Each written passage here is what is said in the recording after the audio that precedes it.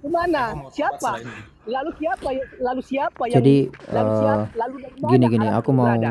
berbicara Itu yang dulu. perlu kau jawab. Aku mau berbicara dulu. Eh, itu sebenarnya appeal to analogy fallacy. Ini aku lagi ngasih turun volume HP ku, jadi kalian mau ngomong apa aku nggak akan denger. Jadi biar aku bisa tetap nyerocos tanpa kalian potong. Jadi gini, itu appeal to analogy fallacy ya.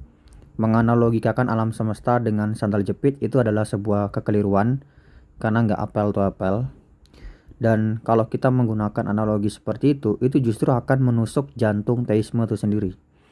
Gini, pertama, sandal itu dia dibuat oleh seorang perancang yang bersifat natural. Yang membuat sandal itu adalah manusia. Manusia itu memiliki tubuh fisik. Manusia itu memiliki tubuh material. Manusia itu terikat oleh ruang dan waktu. Dia sesuatu yang sifatnya natural, itu yang pertama. Yang kedua, pembuat sandal itu tidak membuat sandal dari ketiadaan mutlak. Dia membuat sandal dari bahan yang sudah ada sebelumnya. Bahan-bahan itu yang kemudian dia kelola ya, menggunakan alat dan kemudian jadilah sandal. Ya, bukan dari ketiadaan. Dan yang ketiga, mungkin saja pembuat sandal itu lebih dari satu, bukan hanya satu. Mungkin cuma satu, tapi juga mungkin saja pembuat sandal itu lebih dari satu.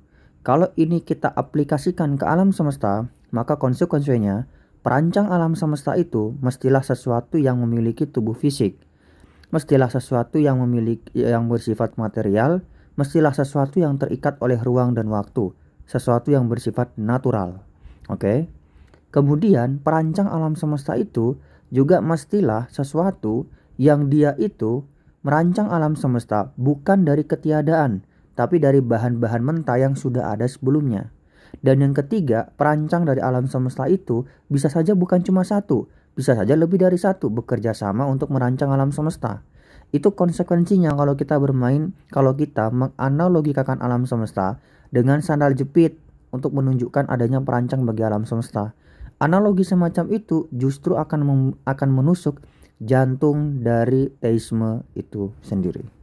Ini saya naikkan kembali volume saya, silakan teman-teman. Oke, nah begitu. Cemana Tapi lah. benar. Tapi begini, benar sih kata pasukan terakhir. Saka ini cuman bermain kata-kata supaya terdengar intelektual. Tapi membuktikan saja nggak bisa dia. What the hell? But thank you ya Bang pasukan terakhir. Nah, kita mau ke Bang Muhammad Irsyad. Bang Irsyad, silakan monitor Bang Orang Irsyad. lagi ngesar Orang lagi ngesarkas dia seriusin, cok. Lah cemana lah kau? Iya, Halo Bang selamat Irsyad. malam kawan-kawan. Terima kasih banyak Mas atas kesempatannya. Malam-malam Bang. Silakan Bang Irsyad. Begini ya, memang akhir-akhir ini saya banyak dipengaruhi oleh tulisan-tulisan Tan Malaka ya, memang bersandar ke karma gitu. Tapi memang ada sebuah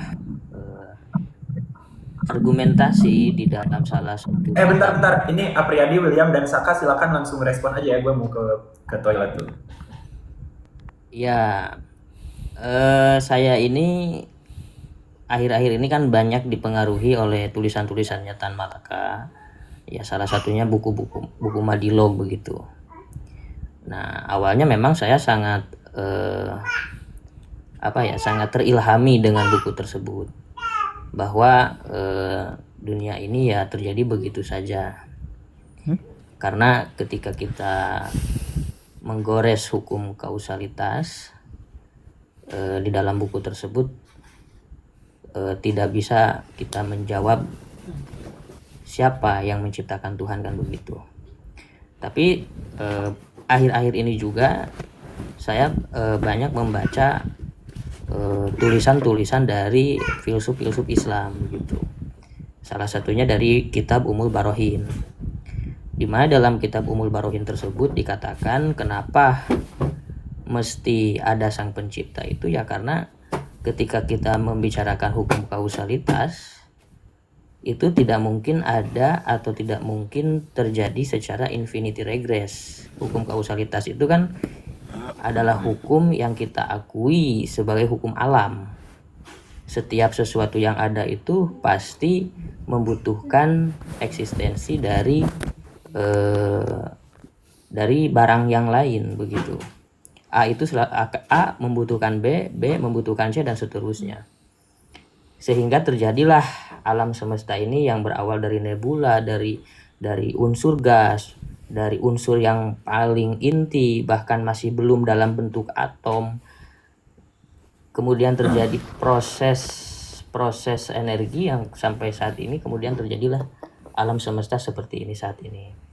Nah, intinya adalah setelah saya banyak dipengaruhi oleh buku Madilog tersebut dan setelah saya membaca kitab Ummul Barohin tersebut, keyakinan saya kok menjadi kembali sepertinya Tuhan itu memang ada, karena tidak mungkin terjadi infinity regress, walaupun ada beberapa ilmuwan barat yang mencoba untuk menyuguhkan pemahaman baru, yaitu tentang singularitas atau pola melingkar. Tapi kan tetap ketika tidak ada pemicu awal, tidak ada energi awal, ini tuh tidak akan terjadi gitu. Kita tidak akan sampai ke titik ini begitu. Nah, jadi kalau saya pribadi, Mas, sejauh ini saya meyakini bahwa Tuhan itu ada, tapi saya meyakini bahwa kita ini, manusia ini adalah hasil dari evolusi begitu. Saya nggak tahu ini paham ini apa namanya, tapi yang jelas yang saya yakini sejauh ini begitu, Pak. Bung Saka sama William, aku pengen sebentar aku izin nanya dulu ya, Bang Muhammad. Pak Muhammad tadi bilang bahwa infinite regress itu atau tasalsul itu mustahil ya. Dan saya pengen satu klarifikasi aja. Bapak yakin nggak kalau surga itu tuh abadi atau kekal atau infinite? Saya belum sampai ke situ. Jadi saya masih dalam kajian bahwa dunia ini atau alam semesta ini ada yang menciptakan atau tidak begitu. Untuk selanjutnya. Ya, Bapak yakin bahwa dunia ini mesti ada yang menciptakan karena kemustahilan infinite regress, bahwa tasalsul itu mustahil. Saya pengen nanya dikit aja. Bapak yakin nggak kalau surga nanti Bapak meninggal, insya Allah Bapak masuk surga ya? Bapak yakin nggak bahwa Bapak di sana bakal infinite? Saya belum mengkaji itu. Jadi saya tidak tahu. Oke, saya bilang sekarang lah supaya ini ya. Saya akan meragukan bahwa infinite regress itu mustahil. Kenapa? Karena dalam Islam sendiri pun ada beberapa filsuf Islam seperti Ibnu Sina. Yang pertama, dia meyakini kalau alam ini qadim. Plus selain Ibnu Sina, ada mayoritas umat muslim yang percaya bahwa surga itu tuh infinite. So, kalau misalkan surga itu infinite, maka infinity itself itu bukan mustahil. Infinity itu sendiri itu bukan sesuatu hal yang mustahil. Pertama itu. Kedua, kenapa aku sebut bahwa infinity itu bukan mustahil? Karena dalam matematika, sejak zaman George Cantor yang matematik, itu tuh mengizinkan yang namanya actual infinity. Pertama itu. Kedua, bahkan William Lane Craig pun, yang dia proponen dari kalam kosmologis, dia mengatakan kalau actual infinity itu tuh bukan hal yang mustahil secara logis. Jadi bahkan proponen terbaik pun bakal mengatakan bahwa infinite regress itu tuh nggak mustahil secara akal. Oke, pertama itu. So, ya itu kan pendapat ahli ya. Analoginya seperti apa sih coba? Kalau saya kan menganalogikan begini ya, misalkan A itu membutuhkan B, B membutuhkan C, C membutuhkan D, dan seterusnya. Nah, kalau tidak ada sumber energi yang utama yang menjadi pangkal, otomatis ini tidak akan terjadi, kan begitu secara analogi. Ya, dan itu analoginya salah. Saya pernah dapat analogi dari Pak Ustadz Muhammad Nurdin. Dia bilang kayak gini, bayangin ada satu ruangan kosong di sana. Dan di sana Bapak bilang bahwa pada manusia pertama, kamu masuk ya ke ruangan sini, tapi setelah manusia kedua. Oke, manusia kedua juga dibilang sama Bapak, coy, kamu masuk ya ke sini, tapi setelah manusia ketiga. Oke, manusia ketiga juga kayak gitu. Kamu masuk ya setelah ke sini, tapi setelah manusia keempat. Nah, kalau misalkan jumlah manusia di sana tuh infinite, tidak terbatas, maka pertanyaannya bakal ada yang masuk enggak? Enggak bakal ada yang masuk. Nah, itu bagi saya adalah analogi yang salah untuk membuktikan bahwa infinity itu mustahil. Kenapa? Karena itu kayak kita hanya salah menetapkan aturan permainannya saja. Kayak misalkan saya bikin analogi baru. Misal, di ruangan kosong itu, di luarnya, itu tuh ada dua manusia. pada manusia pertama saya ngomong, hey coy, kamu masuk ya ke ruangan sini, tapi setelah manusia kedua, oke. Tapi sama manusia kedua pun saya bilang, coy, kamu masuk ke sini ya, tapi setelah manusia pertama. Nah, itu juga nggak bakal ada yang masuk loh. Tapi apakah karena itu juga tidak ada yang masuk, apakah itu membuktikan bahwa dunia dengan keberadaan dua manusia itu mustahil? Enggak loh. Keberadaan dengan dua manusia itu mungkin, masih mungkin. Makanya saya ketika kasih analogi, itu cuma analoginya saja yang salah, itu cuma permainan aturannya saja yang salah. Nah, begitupun dalam analogi yang tadi yang Pak Ustadz Muhammad Nurdin katakan, itu juga analoginya yang salah. Mengenai apakah berarti intinya hukum kausalitas itu bukan menjadi sebab utamanya terjadi alam semesta ini. sebab dan akibat kausalitas, saya meyakini bahwa dia itu tuh ada dalam alam semesta. Oke. Sebab akibat itu hanya berlaku untuk semua hal yang dia itu memiliki awal mula. Ya Pak, jadi argumen kosmologis misalkan mengatakan bahwa segala sesuatu yang memiliki awal mula itu tuh memiliki penyebabnya. Saya setuju itu, bahwa segala sesuatu yang memiliki awal mula itu memiliki penyebab. Tapi bagaimana kalau sesuatu itu tidak ada awal mulanya? Apakah itu masih membutuhkan penyebab atau enggak? Alam semesta itu menurut teori Big Bang itu mempunyai awal mula. Salah. Keliru. Nggak ada saintis yang ngomong bahwa Big Bang itu membuktikan bahwa alam memiliki awal mula. Ada model kosmologi yang membuktikan bahwa alam semesta memiliki awal. Ada model kosmologi yang mengandaikan bahwa alam tidak memiliki awal. Terjadinya kepadatan bumi ini kan hasil dari kebermulaan, Oke, ini hasil dari aku dari bicara ya. evolusi sehingga Aku izin bicara ya. padat gitu. Dari gas Aku izin menjadi padat itu bicara. kan Aku mute iniku. Aku kasih turun volume aku jadi biar aku bisa nyerocos tanpa harus takut dipotong.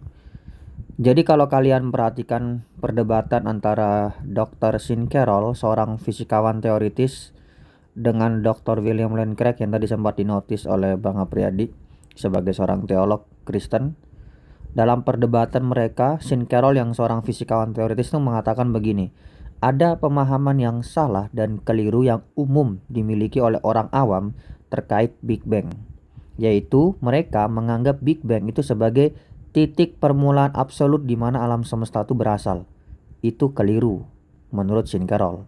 Bukan menurut Sean Carroll, tapi menurut mayoritas fisikawan teoritis kontemporer. Kenapa?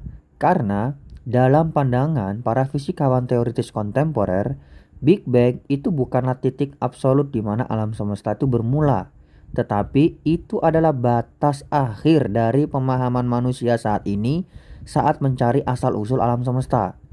Jadi batas akhir manusia dengan pengetahuan yang dimiliki oleh manusia saat ini mencoba mencari tahu asal-usul untuk alam semesta ini. Nah, batas ambang dari pengetahuan manusia dalam mencari asal-usul alam semesta itulah yang disebut Big Bang. Apa yang disebut singularitas itu adalah titik di mana semua teori dan hukum yang kita kenal di era sekarang ini itu runtuh.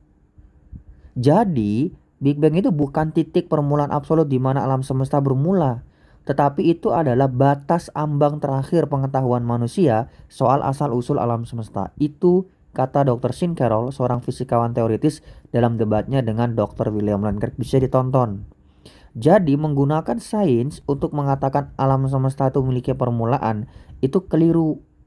Sains terbuka pada kemungkinan alam semesta itu tidak memiliki permulaan dan juga terbuka pada kemungkinan bahwa alam semesta itu memiliki permulaan. Bahkan ada model kosmologis yang ditawarkan seperti No Boundary Proposal punyanya Arthur Hawking, yang mana alam semesta itu tetap bersifat terbatas di masa lalu tetapi tidak memiliki titik permulaan yang absolut. Itu ada loh.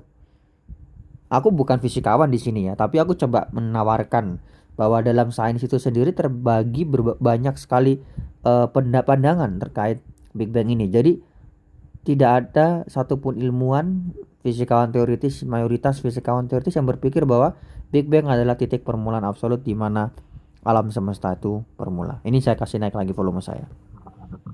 berarti bisa dikatakan bahwa ada kemungkinan terjadinya alam semesta ini mungkin bukan sebuah proses yang lahir dari hukum kausalitas. alam semesta dia Gini itu loh. sesuatu yang ada, bukan sesuatu yang mulai memiliki permulaan untuk ada. Jadi kalau misalkan alam semesta itu adalah sesuatu yang ada, maka aku pikir hukum kausalitas itu tidak berlaku pada sesuatu yang ada. Seperti dalam contoh Bapak lah, dalam Bapak kan teis ya, dan Bapak mengatakan ketika ditanya apa yang menyebabkan Tuhan, Bapak bilang, well, pertanyaan macam apa itu? Tuhan itu tidak memiliki awal mula, bagaimana mungkin dia disebabkan? Nah, saya juga mengatakan hal yang sama. Kalau alam semesta tidak memiliki awal mula, maka pertanyaan siapa yang menyebabkan alam semesta itu juga pertanyaan yang salah. Maka kausalitas itu tidak bisa kita apply kepada alam semesta itu sendiri. Kalau alam semesta infinite. Oke. Oke, gini.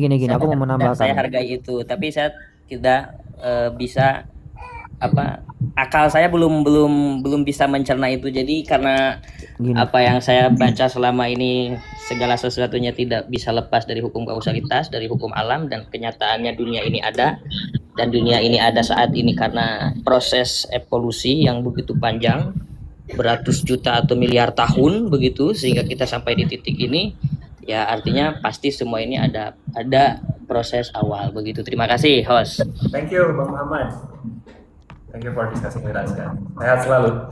Nah kita mungkin ini last guest ya ke Bang Oka. Bang Oka silakan monitor. Hah? Guys already offline. Bung Saka aja disuruh membuktikan teis, kayaknya dia lebih bagus daripada teis-teis yang masuk. Kayaknya Bung Saka kalau mainin Devil as Pocket, kalau misalkan Bung Saka menjadi teis, dia pasti bakal lebih bagus daripada teis-teis yang ada di TikTok. Coba. Ayo Bung Aka, Devil's Advocate lu. Saya disuruh bela teis.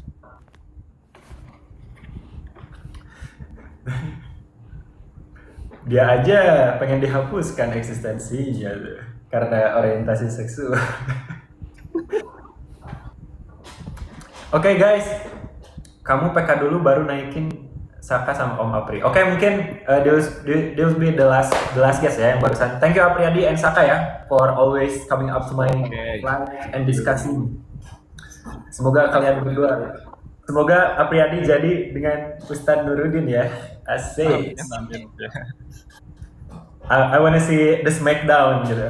And also thank you to Saka. Semoga kalian sehat selalu. Gimana Pierre? PK dulu iya. Jadi gimana Ki? Oh, co-host nih. Co-host with creator. Mana terusan aku search gitu, Bung Haka gitu. Search.